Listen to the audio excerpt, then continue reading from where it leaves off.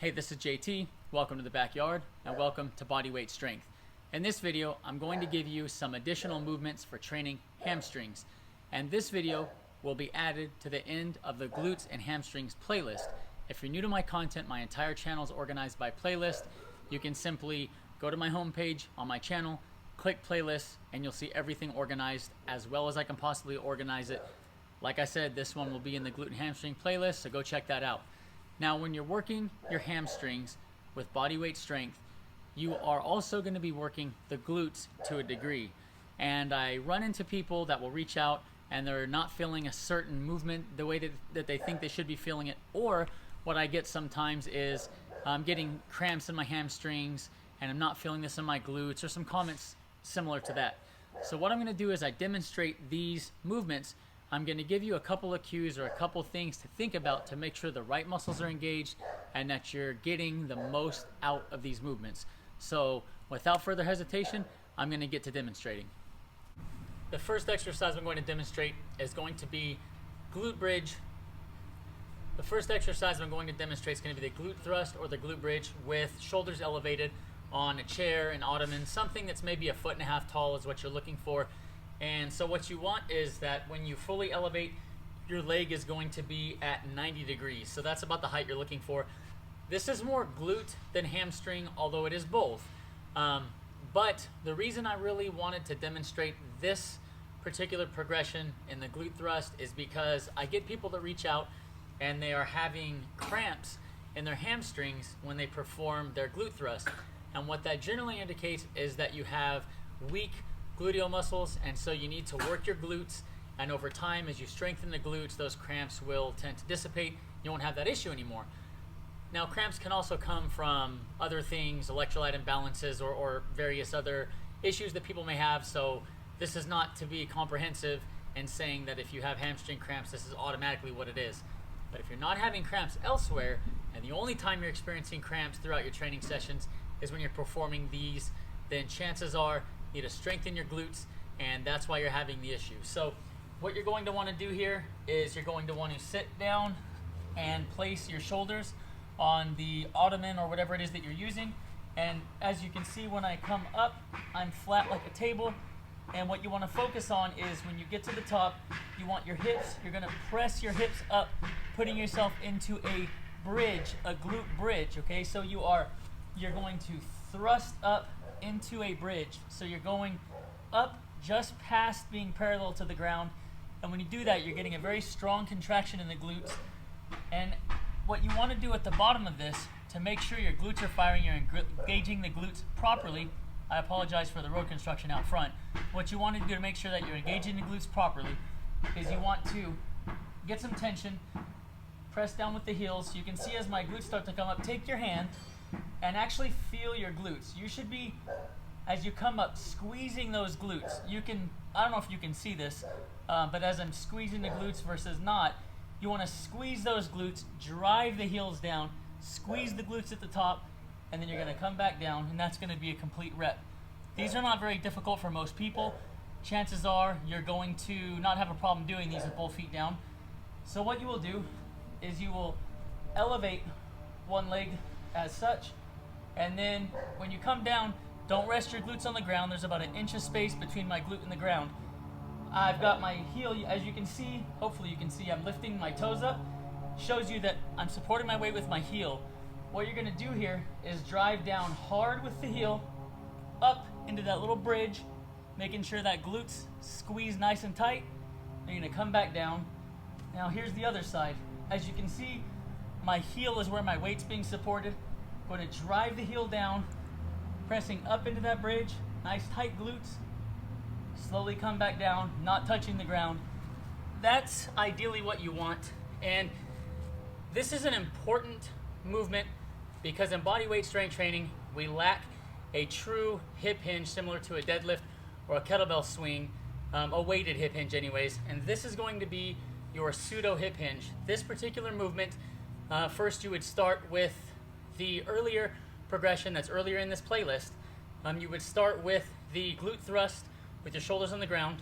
Then you would come to this glute thrust with your shoulders on whatever your surface is that you're using. But this is that hip hinge pattern.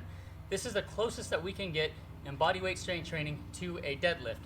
So that single leg glute thrust is really important to put into your training.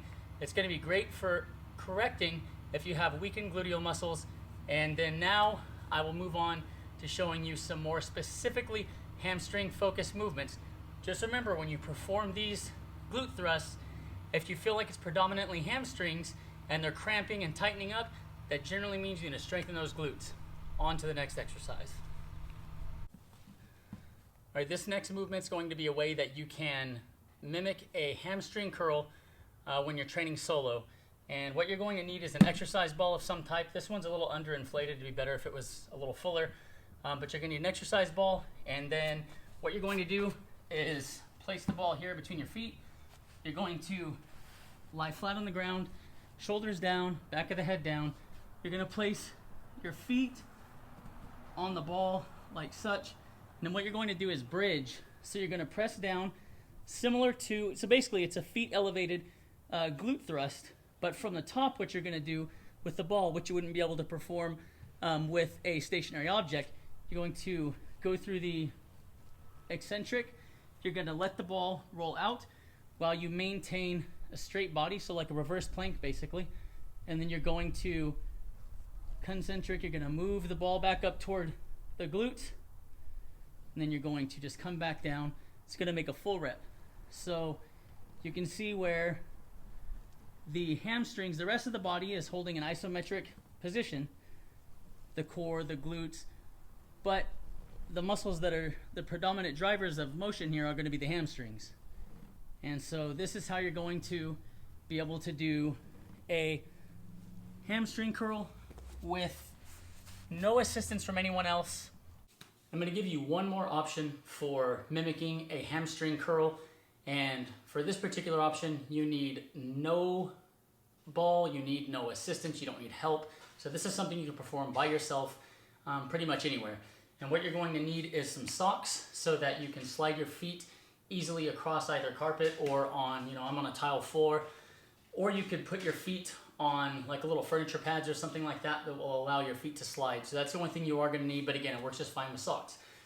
This exercise, I saw Jack Colson on Twitter perform. I had completely forgotten about this, so I owe him a shout out for reminding me that this even existed, or it wouldn't be in this video. So shout out to Jack Colson.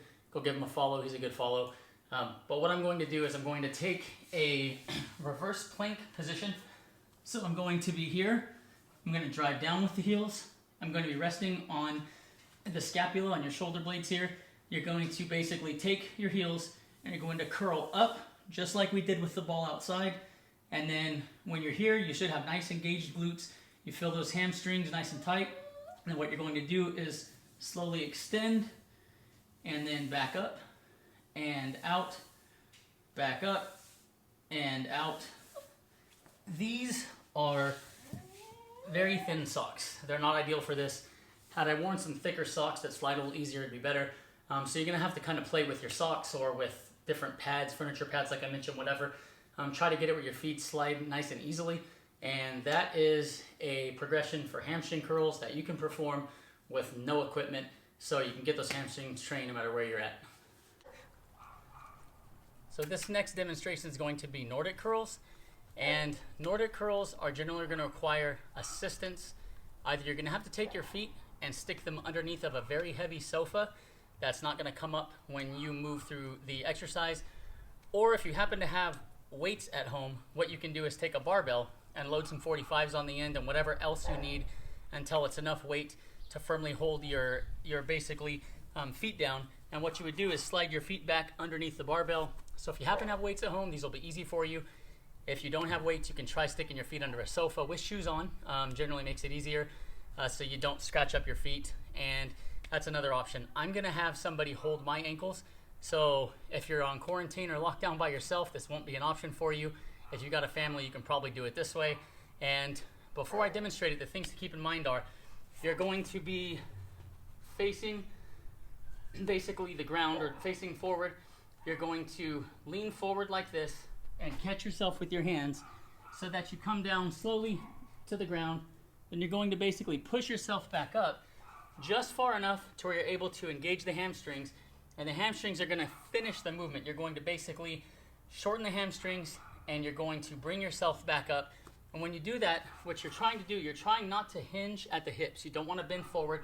You want to maintain straight or slightly hollow body, and that's the position you want to be in. So for a Nordic curl, if this is me, you want to go straight down and then push just enough to bring you up and give you just enough momentum for the hamstrings to take over and bring you back to the top of the movement as the knee goes through that flexion.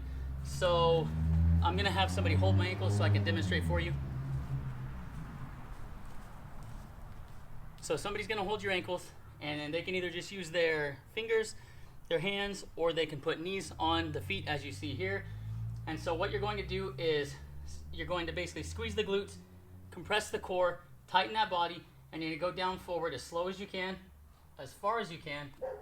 And then you can see where I caught myself with my hands. You're going to push yourself up just enough to where you can curl with those hamstrings and bring you back up. So let me do another rep. See how far you can go before you fall. And then how little can you utilize momentum to get you up to where the hamstrings can take over. So hopefully this video gave you some ideas, a few options that you can utilize to get your hamstrings trained adequately. And keep in mind that if you're new to bodyweight strength training, because you're coming from being able to train at a fully stocked gym, and with all the stuff going on in society right now, you can't get to the gym, you can just take one of these hamstring movements and plug it right in to your standard programming for whatever leg day or lower body training you were doing before. Also keep in mind that if you're coming from loaded barbell squats, when you're bodyweight strength training, I highly encourage you to work on your mobility and get to where you can squat glutes to heels. The primary reason is, remember, you're not going to be under load for a time. And so while you're practicing training while not under load, you might as well work on getting full depth, full range of motion. When you're in the bottom of the squat, when you're in the hole and you're not under load, you go all the way down to the bottom. When you're in that deep position, it really activates the glutes. You get awesome glute work in a deep squat like that. So if you practice building strength in the hole at the bottom of a deep squat, that's going to engage the glutes, going to train the glutes really well. And so that's something you can work on until you can get back to your loaded barbell. And when you do get back to that barbell, you may have actually improved your depth of squat. And another thing is you can start working on your unilateral movements. So you can start trying to get to one-legged squats, single leg squats, or pistols. And when you're at the bottom of a pistol, especially if you do it assisted, you can hold on to a pole, you can hold on to the side of the rack or the inside of a door frame. But what happens when you get into a nice deep pistol and you lean back just a little bit, so you're not going to be leaning forward quite as much, and you spot yourself on the way up, it's really going to activate and engage the glutes and the hamstrings more than if you were to do a freestanding pistol with no spot. I'm going to go ahead and work some of these hamstring movements into a more advanced, complete lower body session. I'm going to post that lower body session in the next couple days, and I'll talk more about getting those deep pistols to get your glutes and your hamstrings when you're down in the hole. Without further ado, without taking any more of your time, I want to thank you for supporting my content. With that being said, please subscribe to the channel, click notification bell so you are alerted when I post new content. Enjoy training at home, make progress, and thank you for supporting Bodyweight Strength.